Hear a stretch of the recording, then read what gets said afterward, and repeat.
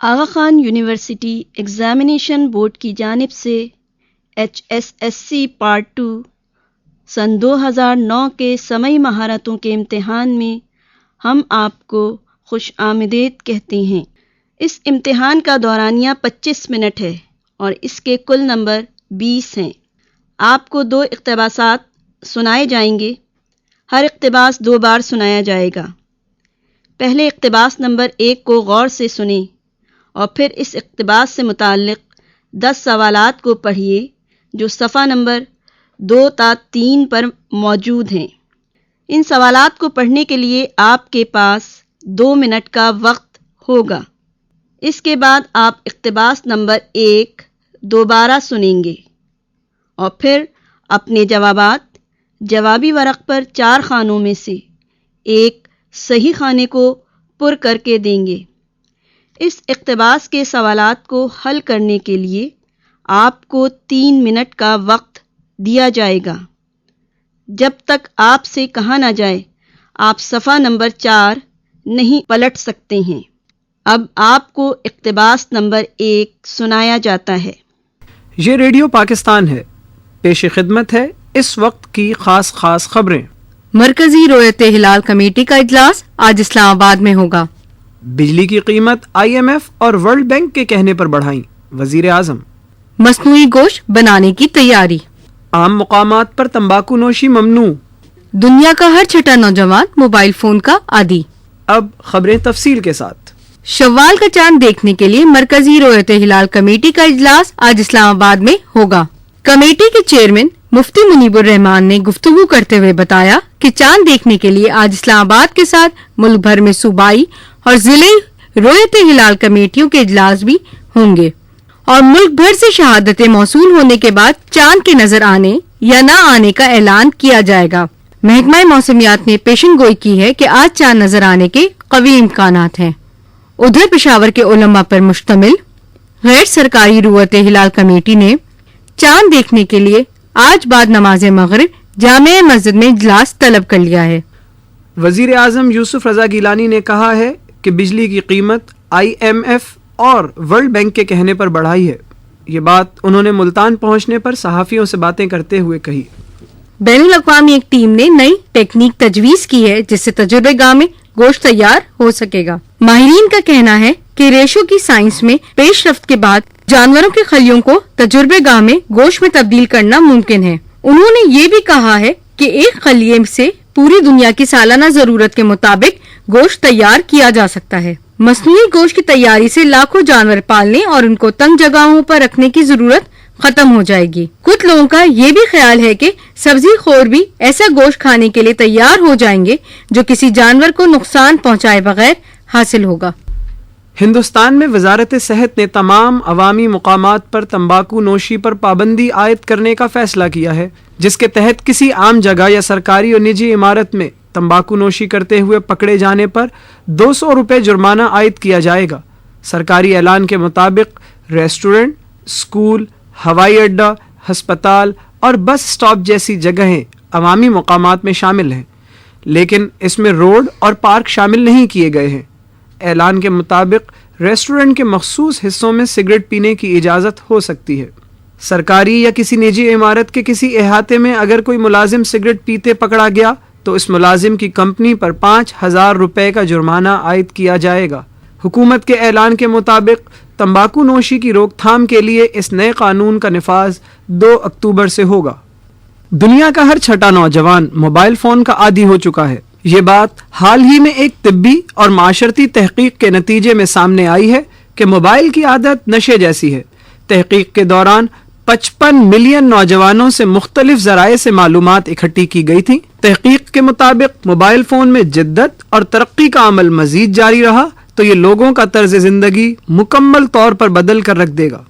اب سوال نمبر 1 تا 10 جو صفحہ نمبر 2 اور 3 پر ہیں پڑھنے کے لیے آپ کو 2 منٹ دیے جاتے ہیں۔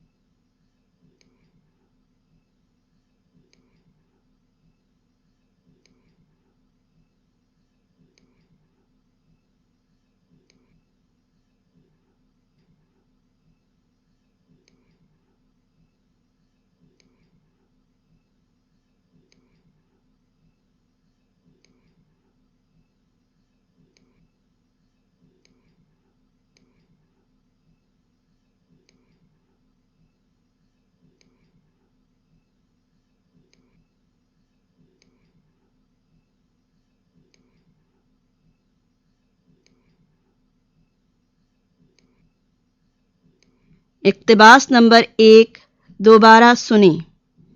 یہ ریڈیو پاکستان ہے، پیش خدمت ہے اس وقت کی خاص خبریں۔ مرکزی رویت ہلال کمیٹی کا اجلاس آج اسلام آباد میں ہوگا۔ بجلی کی قیمت IMF اور ورلڈ بینک کے کہنے پر بڑھائیں، وزیر اعظم۔ مصنوعی گوشت بنانے کی تیاری۔ عام مقامات پر تمباکو نوشی ممنوع۔ دنیا کا ہر چھٹا نوجوان موبائل فون کا عادی۔ اب خبریں تفصیل کے ساتھ۔ شوال کا چاند دیکھنے کے لیے مرکزی رویت ہلال کمیٹی کا اجلاس آج اسلام آباد میں ہوگا۔ کمیٹی کے چیئرمین مفتی منیب الرحمان نے گفتگو کرتے ہوئے بتایا کہ چاند دیکھنے کے لیے آج اسلام آباد کے ساتھ ملک بھر میں صوبائی اور ضلعی رویت ہلال کمیٹیوں کے اجلاس بھی ہوں گے اور ملک بھر سے شہادتیں موصول ہونے کے بعد چاند کے نظر آنے یا نہ آنے کا اعلان کیا جائے گا۔ محکمہ موسمیات نے پیشن گوئی کی ہے کہ آج چاند نظر آنے کے قوی امکانات ہیں۔ ادھر پشاور کے علماء پر مشتمل غیر سرکاری رویت ہلال کمیٹی نے چاند دیکھنے کے لیے آج بعد نماز مغرب جامع مسجد میں اجلاس طلب کر لیا ہے۔ وزیر اعظم یوسف رضا گیلانی نے کہا ہے کہ بجلی کی قیمت IMF اور ورلڈ بینک کے کہنے پر بڑھائی ہے۔ یہ بات انہوں نے ملتان پہنچنے پر صحافیوں سے باتیں کرتے ہوئے کہی۔ بین الاقوامی ایک ٹیم نے نئی ٹیکنیک تجویز کی ہے جس سے تجربے گاہ میں گوشت تیار ہو سکے گا۔ ماہرین کا کہنا ہے کہ ریشو کی سائنس میں پیش رفت کے بعد جانوروں کے خلیوں کو تجربے گاہ میں گوشت میں تبدیل کرنا ممکن ہے۔ انہوں نے یہ بھی کہا ہے کہ ایک خلیے سے پوری دنیا کی سالانہ ضرورت کے مطابق گوشت تیار کیا جا سکتا ہے۔ مصنوعی گوشت کی تیاری سے لاکھوں جانور پالنے اور ان کو تنگ جگہوں پر رکھنے کی ضرورت ختم ہو جائے گی۔ کچھ لوگوں کا یہ بھی خیال ہے کہ سبزی خور بھی ایسا گوشت کھانے کے لیے تیار ہو جائیں گے جو کسی جانور کو نقصان پہنچائے بغیر حاصل ہوگا۔ ہندوستان میں وزارت صحت نے تمام عوامی مقامات پر تمباکو نوشی پر پابندی عائد کرنے کا فیصلہ کیا ہے، جس کے تحت کسی عام جگہ یا سرکاری اور نجی عمارت میں تمباکو نوشی کرتے ہوئے پکڑے جانے پر 200 روپے جرمانہ عائد کیا جائے گا۔ سرکاری اعلان کے مطابق ریسٹورنٹ، اسکول، ہوائی اڈہ، ہسپتال اور بس اسٹاپ جیسی جگہیں عوامی مقامات میں شامل ہیں، لیکن اس میں روڈ اور پارک شامل نہیں کیے گئے ہیں۔ اعلان کے مطابق ریسٹورنٹ کے مخصوص حصوں میں سگریٹ پینے کی اجازت ہو سکتی ہے۔ سرکاری یا کسی نجی عمارت کے کسی احاطے میں اگر کوئی ملازم سگریٹ پیتے پکڑا گیا تو اس ملازم کی کمپنی پر 5,000 روپے کا جرمانہ عائد کیا جائے گا۔ حکومت کے اعلان کے مطابق تمباکو نوشی کی روک تھام کے لیے اس نئے قانون کا نفاذ 2 اکتوبر سے ہوگا۔ دنیا کا ہر چھٹا نوجوان موبائل فون کا عادی ہو چکا ہے۔ یہ بات حال ہی میں ایک طبی اور معاشرتی تحقیق کے نتیجے میں سامنے آئی ہے کہ موبائل کی عادت نشے جیسی ہے۔ تحقیق کے دوران 55 ملین نوجوانوں سے مختلف ذرائع سے معلومات اکٹھی کی گئی تھی۔ تحقیق کے مطابق موبائل فون میں جدت اور ترقی کا عمل مزید جاری رہا تو یہ لوگوں کا طرز زندگی مکمل طور پر بدل کر رکھ دے گا۔ اب آپ کو سوالات حل کرنے کے لیے 3 منٹ کا وقت دیا جاتا ہے۔